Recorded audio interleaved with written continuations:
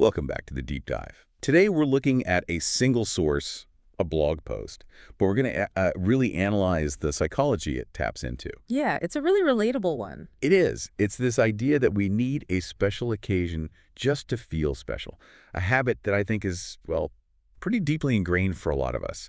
Our source material is this fantastic, really punchy blog post by an author named Carrie Masati. It's titled, "You Don't Need a Special Occasion to Feel Special." I loved the title. Me too. And Carrie's described as a lifestyle encourager, a confidence catalyst, and my personal favorite, a sparkle coach for women ready to shine. That's great.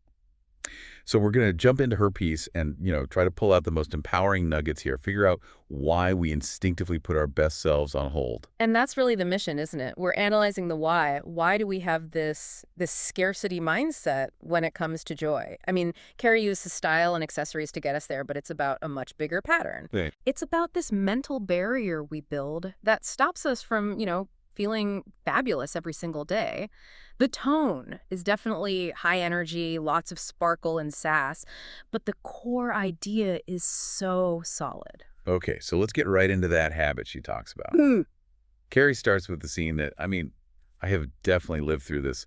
It's the mirror moment. Oh, yeah. You pick out something beautiful, maybe it's a statement necklace or a sparkly ring, something that just feels good. You put it on, you get that little rush of satisfaction. And then what happens? And then you take it right off. You make a conscious choice to hide that sparkle away. And this is where she starts her analysis. She lists the excuses, the things we tell ourselves to justify hiding it.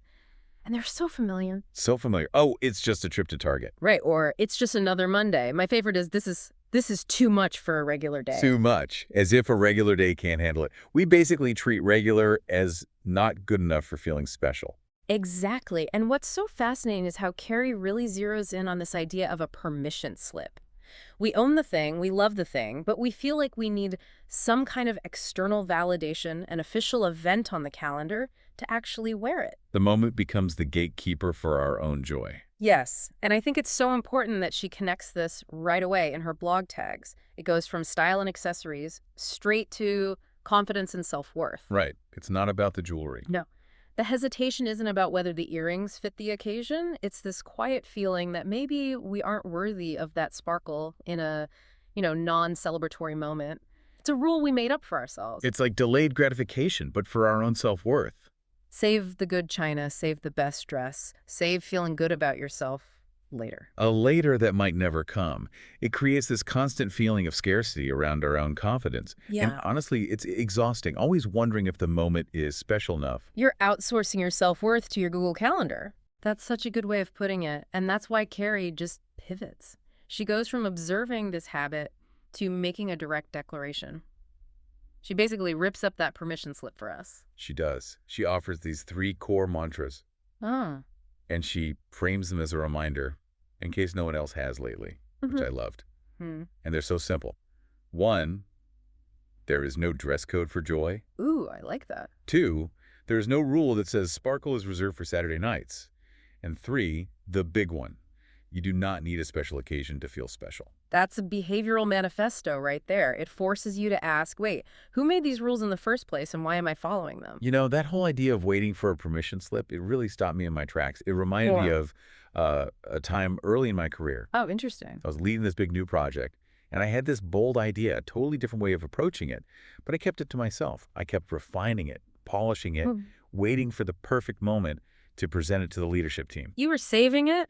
I was saving it, the intellectual equivalent of my best necklace. I was afraid it was too much for a regular weekly update.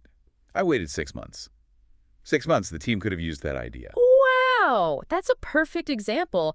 It shows this isn't just about a style choice. It's about self-efficacy. You knew the idea was good, but you didn't trust that a regular Tuesday was a worthy enough stage for it. Exactly. We confuse rarity with value. But, okay, let me play devil's advocate for a second. If you wear your most spectacular, amazing things every single day, does that diminish their power? I mean, if every day is special, does that mean no day is special? That is a fair question. And I think Carrie answers it beautifully with her own personal reason for doing it.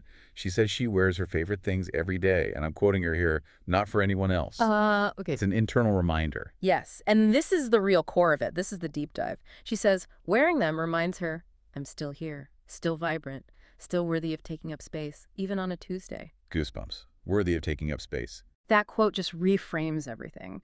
The jewelry isn't about making an impression on others. It's an anchor for yourself. It doesn't create your worth. It just reminds you of the worth that's already there. So the whole question of diminishing its tower just becomes irrelevant. Its real power is in that constant, quiet reminder of who you are. You're not dressing up for the event, you're dressing up for yourself. It moves the motivation from external approval to internal affirmation. That's the whole shift.